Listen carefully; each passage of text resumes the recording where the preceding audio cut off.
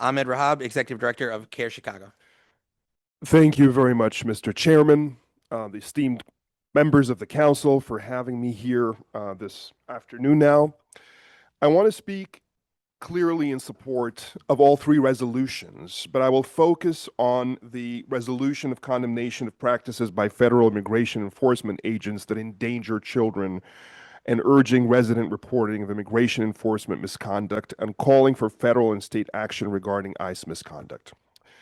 As you know, my name is Ahmed Rahab, and I want to talk about two organizations I'm affiliated with. You may know me as the Executive Director on the Council on American Islamic Relations, which is an organization that stands for civil rights and human rights, not just of Muslims, but of all people.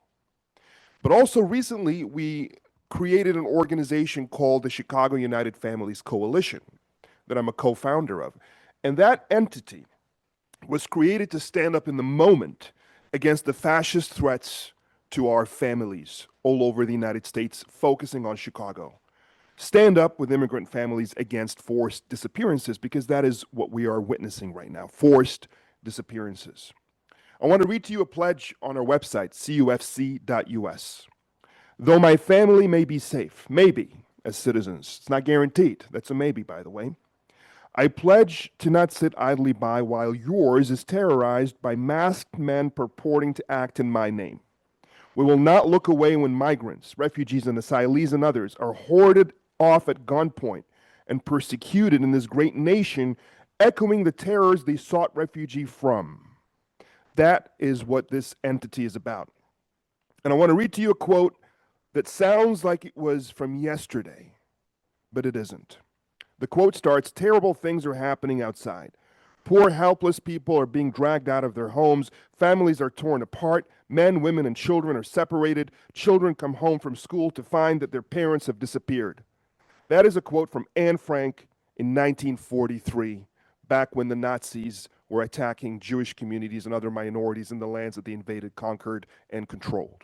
History is repeating itself. In this case, it's the American government turning inwards against its own people on its soil, citizens or non-citizens. And, you know, those who know me know I'm a straight shooter, so I'm going to, talk straight from the heart and from the mind.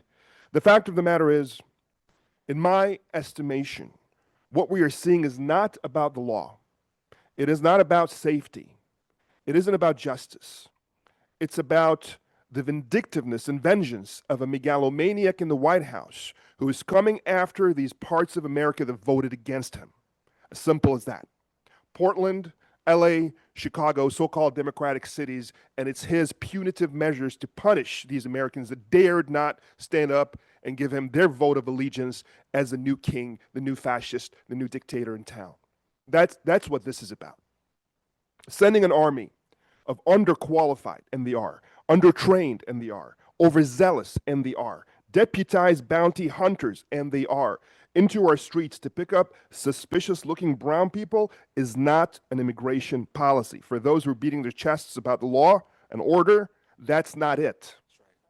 It's not effective. It's not proven to work. It doesn't do a thing other than scare and fearmonger in order to give more power to the individual that wants to reign supreme against all American will. And that's why, as CAIR-Chicago, by the way, we stood up against the genocide in Gaza. That's why we stand up against this. It's all related. It's about human rights, about human dignity, and it's about not allowing those who are pandering to big money, powered by big money, against the people and their interests, regardless of your color or religion, to not control and gaslight us into submission and subservience. They know that this is what this is about. It's a very expensive and destructive so-called solution that is not even a solution to the problem. They're not interested in solutions or fixing anything, only performative tough guy optics designed to instill fear and eke subservience, which is all you get for your tax dollars when ruled over by egotistical charlatans. No child in Chicago should ever experience fear, trauma, or family separation because of federal immigration enforcement, regardless of immigration status, race, or national origin. That's just a human right. That's basic morality. That is moral consistency, clarity, and courage. And that's what we're asking for, and that's what you're representing in putting forth these three resolutions, and we support them very strongly. When children are left behind, that's not law and order. That's child endangerment. No adult in their right mind would stand for this, regardless of color, regardless of status. In our instinct, human instinct as adults, we are guardians and caretakers of these innocent young souls. And right now, in this very city, in 2025, in the great United States of America, in this first world parameter, we have children who are hanging out in sidewalks not knowing where their parents are because they've been whisked off into the back of trucks by masked men who are unidentified. My friends, let me see it as clearly as I can. This flag, I respect. My allegiance is to this flag. But you know what? As an American, I understand that this flag represents and represented great ideals that are the founding ideals of this nation, but also at the same time, certain cultural ills that permitted the founding generation, while bringing forth great ideals and great promise, to extinguish and exterminate those who came before them in a genocide, to enslave those they brought with them, and to demonize everybody else who came after them. And in standing for this flag, I stand for what is right about this flag, regardless of who put it forth, white, black, white, Christian, Muslim, Latino, whatever, and against every ill that the culture has brought back in history or today contemporaneously. And that is what this moment is about. It's the same moment that we are self-correcting as we have done in the past with the Civil War, with the Emancipation Proclamation, with the Civil Rights Act, and it continues today. We will not allow these human beings to be defiled and demonized into less than being human, and have these children be endangered and whisked away, or their parents whisked away, as if we're living in Nazi times, not on our watch. We fully support this resolution. We thank you for putting it forth. Thank you very much. My message to community organizations will be reserved for community spaces. That's where we have these conversations. And many of you, obviously, are in both worlds, in your individual capacities, your community members, you're in these spaces. But right now, in your capacity as elected officials in City Hall, the People's Hall, my message will address that part of your identity and your service to our communities.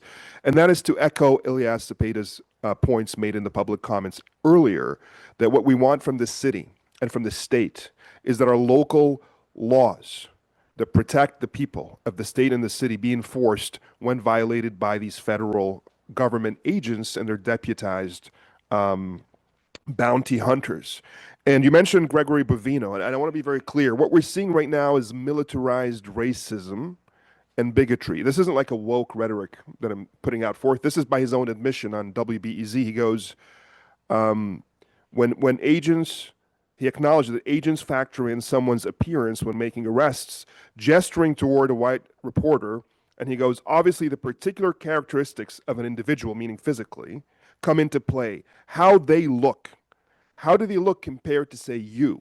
And he points to the white reporter. That's our law. That's what part of legal don't you understand? That's the legal. That's the protection. That's the system. By his own admission, it is. And it's a gunpoint. And it doesn't just target undocumented people. It targets citizens because they can't tell the difference. Because guess what? We have brown citizens in this country. Newsflash. A lot of them. Everybody right now is at risk. And I'll conclude by saying that, again, that's their own admission, but also the stats, the data, and the anecdotal evidence supports that this is what's happening. We see citizens being whisked away. We have cases of people walking out of the metro with their earpods on and they get bum rushed from behind by four masked individuals and they tell them we're citizens and they don't care. They throw them in the back of a U-Haul or a pickup truck, and then the next day they're dumped out of the back of the building because they don't want the media to see it happen. And they charge them with anything. Resisting arrest, assaulting a police officer, or assaulting, a federal agent, whatever it is. That's the system. That's the legal. What part of legal don't you understand that they think is a solution to the problem right now? And we have individuals that go through the system and go to the USCIS, appointments, and that acts as a bait to identify them and then follow them back to their workplace or home and arrest them the next day. And that's the system for you. And so what do people do? Do they avoid going through the legal channels because now they get to pay the price for it? So to conclude, what we would like to see is an enforcement of our local laws and to legislate laws where laws don't exist to protect the people. I'd love to see, to be quite frank with you, an oversight and investigative body that's a collaboration between the city and the state to oversee the actions of these individuals. Thank you very much.